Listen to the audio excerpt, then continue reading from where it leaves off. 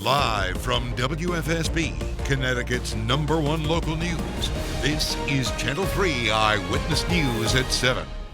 Good morning, it is 7 o'clock. I'm Eric Parker. On this Friday morning, we begin with the latest on the coronavirus in Connecticut. The governor is offering a lifeline to people hit hardest by the pandemic and the recession. He's extending the eviction freeze in our state. Channel 3 Eyewitness News reporter Caitlin Nuclo has the latest. Governor Lamont says unemployment numbers are still high. And with that extra $600 a week federal unemployment money over, many renters are struggling to make ends meet. The eviction freeze ensures that they can stay in their homes. But some landlords say it can be an added financial burden on them. Some tell us that they are increasing their credit score and minimum income requirements to protect themselves. And in the end, they warn that could hurt the renters. The eviction freeze is meant to help. With the governor's executive orders, the risk is so high that we can only accept people that, we're very sure can perform. And I hate saying that because that makes me feel bad.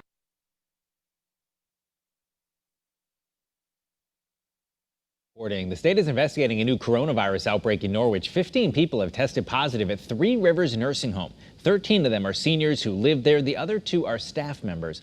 One resident has died. Several others are in the hospital right now. The State Department of Public Health is investigating how the virus spread at that home. To Campaign 2020 now, the Democratic National Convention came to a close last night with former Vice President Joe Biden officially becoming his party's candidate for the White House. Channel 3's Skylar Henry has the latest now from Washington.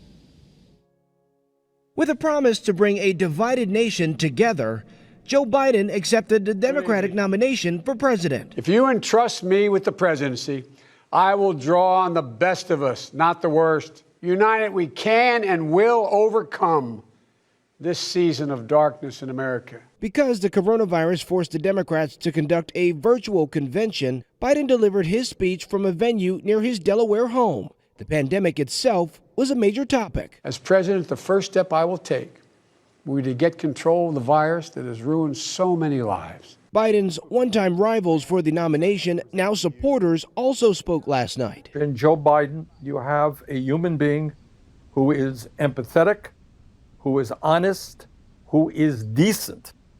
And at this particular moment in American history, my God, that is something that this country absolutely needs. As the convention came to a close, President Trump dismissed the criticism from Biden and the Democrats as, quote, just words. We're for law and order, we're for safety and security, and Biden is not. It's just incredible. Biden and running mate Senator Kamala Harris stayed in Wilmington overnight.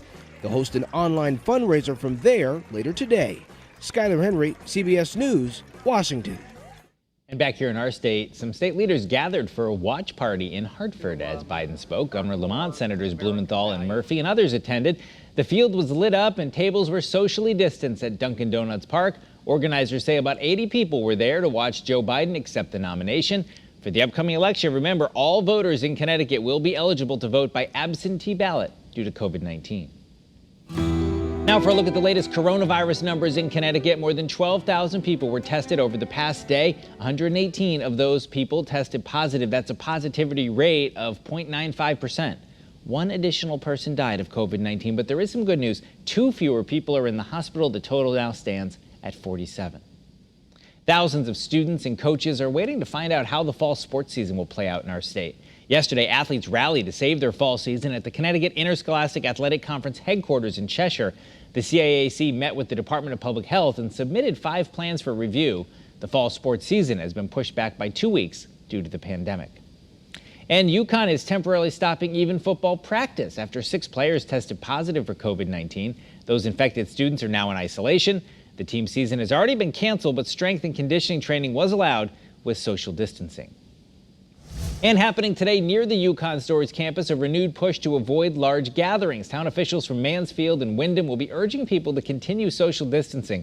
They're concerned about another outbreak now that schools are getting ready to reopen. 12 students at UConn have already tested positive for COVID-19. Officials will be speaking at 11 this morning at Mansfield Town Hall. New this morning, the family of Scott Egan is demanding answers after they say the U.S. Postal Service lost the veteran's remains for 12 days.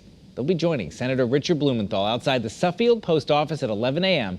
The family says those remains were finally found after they reached out to both of their U.S. senators' offices and had those folks make several calls to the USPS to track the package down. And today in Wallingford, the Democratic Town Committee will hold a rally in support of saving the U.S. Postal Service and vote by mail. It'll happen outside Town Hall at 6 p.m. All right, and weather-wise, a nice start to the day across Connecticut. And as we move forward in time, of course, we're also monitoring the lack of rainfall that we've had because it's been a dry summer. You can see here throughout southwestern Connecticut, not an issue whatsoever. But as you head farther north and east from there, a moderate drought transitions to a severe drought for northern Hartford, Tolland, and Windham counties. And here are the numbers to back that up. Since June 1st, only 3 inches of rain for the Hartford area as measured at Bradley International Airport, a departure of over 8 inches.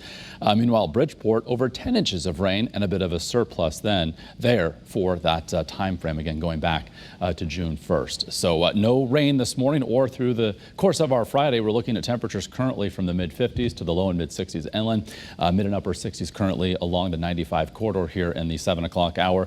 A light westerly component to the wind, fairly light and variable otherwise, if not calm across the state. And we've got a beautiful scene coming from Torrington as well as from Hartford, some scattered mid and high level clouds dimming the sun just a bit, looking live from New Haven, and more of the same with our ICAM view from New London and as well from Middletown. So a really nice day is on tap, very similar to yesterday. The humidity is going to creep up just a little bit, and temperatures are going to be about 5 degrees warmer this afternoon compared to yesterday afternoon. And you can see here throughout the region, all the wet weather is up near the Canadian border, heading from west to east, so not in the direction of southern New England. Futurecast looking at tomorrow's weather today, showing a lot of sunshine through the morning, right on through the afternoon. Clouds, of course, mixing in from time to time, but again, the wet weather stays to our north, mainly clear overnight. And then for our Saturday forecasting, a partly to mostly sunny sky. Futurecast tries to indicate a couple of pop-up showers late tomorrow afternoon and evening, but I think the chance for that is pretty slim. There's a little bit of a better chance for an isolated shower or storm over the second half of the weekend. Sunday features sun and clouds. I think Futurecast with the shades of green here overdoing it just a bit through the afternoon and evening, but again, a chance here or there for a spotty hit or miss type shower or storm, not a washout. Highs this afternoon, mid and upper 80s inland, 80 to 85 along the shoreline. Then there's a lot happening in the tropics. We've got a tropical wave off the coast of Africa, but a little bit closer to home, tropical depression 13, also number 14. We'll start with 13. It's to the east of the northern Leeward Islands. It's forecast to become a tropical storm in the next day or two. Sustained winds currently at 35 miles an hour. The center of the storm will likely pass to the north of Puerto Rico, Haiti, and the Dominican Republic, over the Bahamas, and then eventually perhaps very near Florida as it moves into the eastern Gulf of Mexico Monday night to Tuesday night to Wednesday of next week. Also watching closer to home and heading to the Gulf of Mexico also is depression number 14. Sustained winds are at 35 miles an hour. Also forecast to become a tropical storm as it works toward the Yucatan Peninsula, then could reach hurricane status as it works into the Gulf of Mexico towards Texas and Louisiana into early next week. So as those storms strengthen and take on names, the next ones on the list will be Laura and Marco. Meanwhile, here in Connecticut for the weekend, hot and humid Saturday, morning low temperatures back in the mid and upper 60s, near 90 tomorrow, a degree or two hotter on Sunday. Again, a better chance for an isolated storm on Sunday, but still not a washout. The unsettled weather lasts into Monday, perhaps Tuesday of next week. Briefly cooler by Wednesday, then heat and humidity return thereafter. For shoreline highs this weekend, mid 80s for both Saturday and Sunday. Thank you, and thank you for tuning in to this edition of Eyewitness News on this Friday morning. Remember, you can get news and weather updates anytime you want them. Just turn to the Channel 3 app. I'm Eric Parker. Thanks for watching. Have a great day.